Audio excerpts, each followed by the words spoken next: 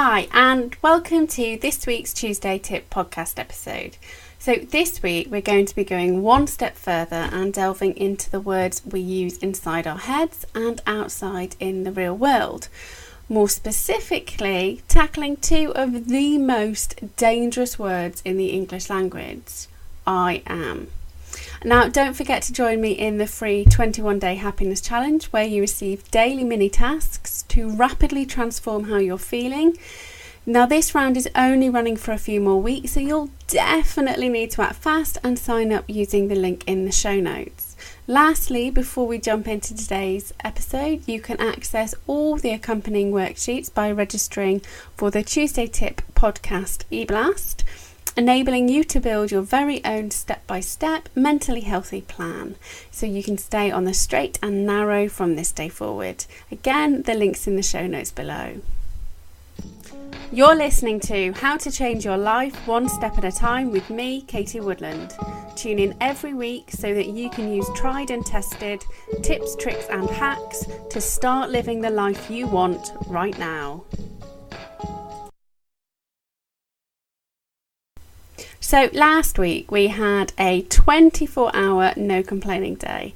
How did you get on? Now, I love doing this and think it's something we should all do maybe once a month just to check in with the language we're using. The first time I did it, I was genuinely shocked and, to be honest, a little horrified at just how easily I complained about things, including people. So my sincere apologies to everyone out there who just so happened to be on the receiving end of my negative language. Thankfully now, 95% of the time, my inside voice is my biggest cheerleader and my outside voice helps cheerlead others so that they can become mentally healthy too. Okay, so if you've read any self-help books, anything spiritual, or are in love with affirmations and all things Louise Hay, may she rest in peace, what I'm about to say is going to shock you to your core. The words I am are the most dangerous ones in the world. Why? Because anything, and I mean anything that comes after it, your subconscious grabs onto wholeheartedly and it makes it its mission to prove that you are.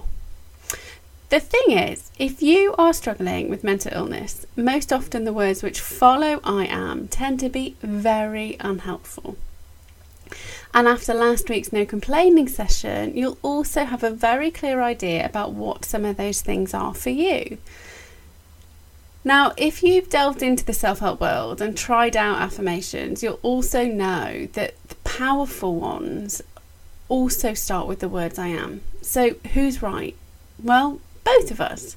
Your brain loves you. It listens to you more than it listens to anyone else, and this is why I am can be so dangerous and so powerful.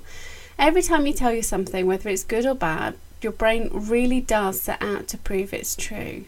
So if I say to myself, I'm silly, then throughout the day, my brain will hone in on every silly thing I do, only further confirming that I really am silly. If, however, I say I am awesome, then my brain decides it's going to find all the awesome things in a day and show me this is the truth. But here's the kicker.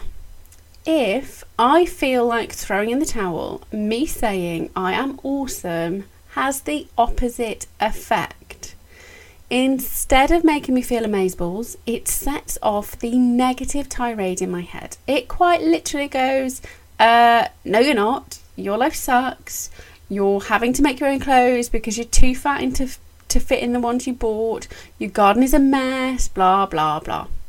By the way, I don't think I'm fat. I enjoy making my clothes and it's one of the Sunday Funday podcast topics. Anyway, back to today's podcast. Here's the crux of what you need to take one step closer to being mentally healthy this week. Number 1, stop saying I am followed by anything negative. Number 2, test out a few positive I ams. Ones which are a little vague and partially true are the best. For example, If you have social anxiety, you could say something like, I am comfortable talking to other people. Now, we know you're beefing up your confidence muscle, but this should give you only a little bit of resistance because it's technically true. I.e., you can talk to other people, for example, family members, but we're saying it to try and help you talk to other people who you don't know. You see how by being vague, we can allow your subconscious to accept it because it is true, but we're also pushing you to create a new story, one about where you're comfortable with other people who you don't know. Now, if you're not sure where to start, then make sure you're registered for the Tuesday Tip podcast e-blast, because I am whizzing over 90 affirmations to get you going. Now, good luck, and I will see you here next week where we talk about why laughter really is the greatest medicine. Have a wonderful week, and I will see you back here then.